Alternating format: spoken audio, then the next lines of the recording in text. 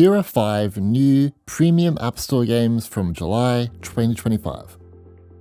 Before we get into this video, I wanted to let you guys know that this video is sponsored by iKnew. They want you guys to check out their new product, the Pocket Rocket P50. And here it is right here. It's very small and very cute. Costing only $29.99. This is a super portable 10,000 milliamp power bank and weighs only 160 grams. It's almost as compact as the AirPods Pro. It comes with a lanyard integrated USB-C cable which doubles as a 60-watt fast charging cable.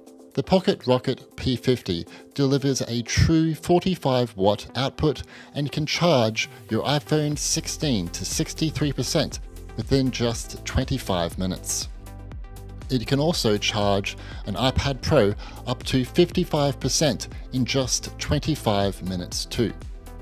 You can also choose different color options. I've got the matte black option, but there are different ones that you can choose, which is really cool. I really enjoy going on long hikes, especially after I've spent days working on my YouTube channel.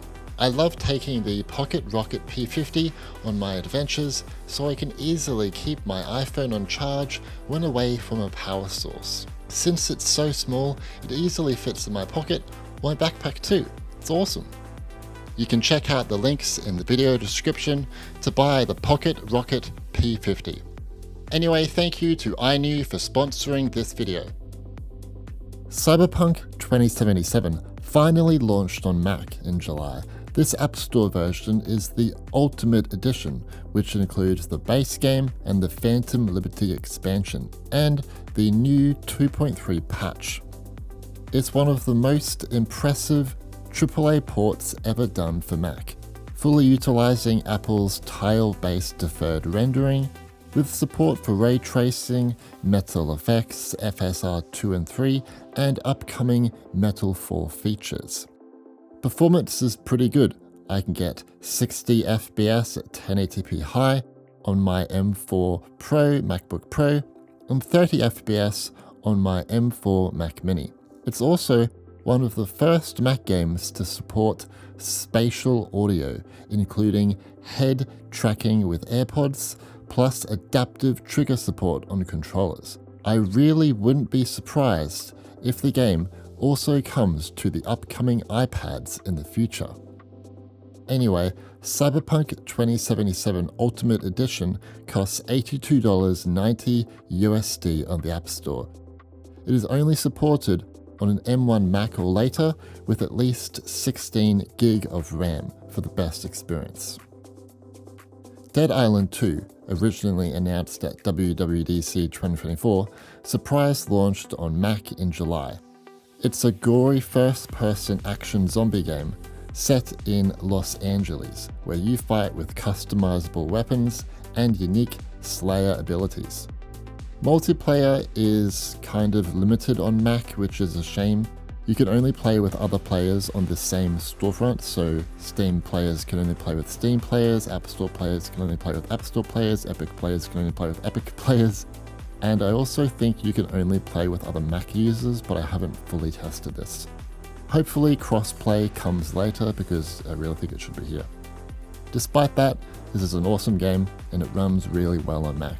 I can get up to 60 FPS at 1080p on my M4 Mac Mini and up to 60 FPS at 1440p on my M4 Pro MacBook Pro, although you do need to utilize metal effects if you want better results. It's awesome to finally have it on macOS, even though the wait for it was long.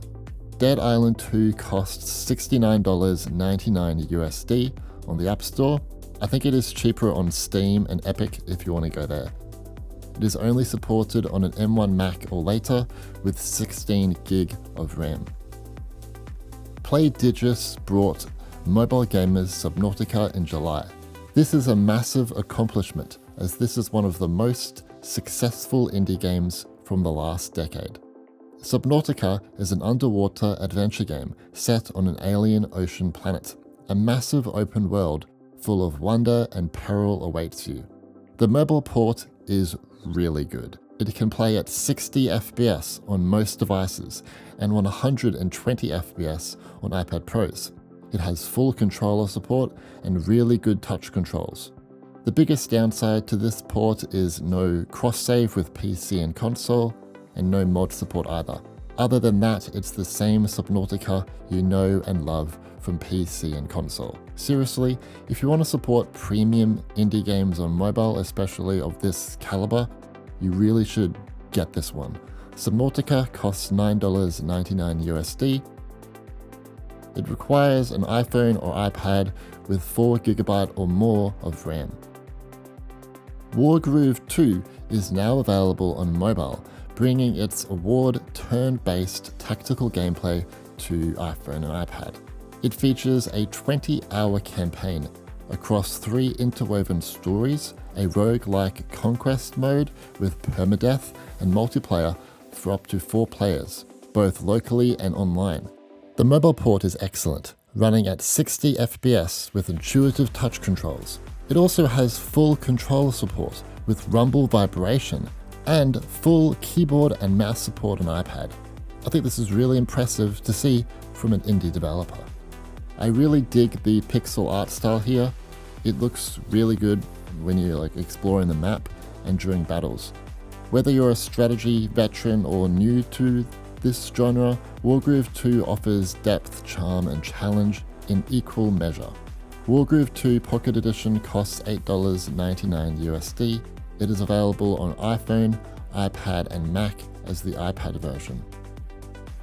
BlazBlue Entropy Effect is a fast-paced, side-scrolling roguelite where you pick from 14 BlazBlue characters, combining their unique abilities mid-combat and evolving your combo builds each run. Stages are procedurally generated with upgradable potentials and persistent legacy mechanics. It also supports LAN co-op, which is really cool. The port is okay. It supports controllers, but I don't like how the game doesn't change for a controller layout, so it's a bit confusing which buttons to press at times. The game also runs at 60 FPS on most devices, or pretty much everything, and 120 FPS on iPad Pros. 2 big issues I have with this port is that it requires an internet connection. Doesn't really make sense as this isn't a feature on PC and console. Also, the pricing model is a bit confusing. The game is free to try. You get 1 character free and unlock the rest using analyzer currency, which is an in-app purchase. The first analyzer is 99 cents, then $1.99 each, or $9.99 for 6. I would still call this a premium game, but I wish it offered a one-time purchase instead, as this pricing model is quite confusing. Anyway, the game is best played on one of the following iPhone and iPads to experience 60 FPS gameplay. Here are some bonus games. Astrea Six-Sided Oracles is a dice deck-building roguelike that flips the script on deck builders by using dice instead of cards and a unique dual damage system, Purification vs. Corruption. This one is available on iPhone, iPad, and Mac as the iPad version. Goat Simulator 3 Multiverse is a standalone expansion to Goat Simulator 3. Headbutt, lick, and wreak havoc across ridiculous alternate realities to save the multiverse. The port is pretty sloppy though. The graphics are incredibly low. It has a 30 FPS cap, which I don't mind, but there's terrible frame pacing. The game has controller support and mouse and keyboard support on iPad, which is awesome, but the touch UI doesn't change for different peripherals, which is a bit confusing. Anyway, if you're interested, this one is available on iPhone and iPad. The Forest Quartet is a 3D narrative puzzler where you play the spirit of a late singer, guiding her bandmates through emotional journeys to stage a final farewell concert. This one is available on iPhone, iPad, and Mac as the iPad version. Venba is a narrative cooking game about family, love, and loss.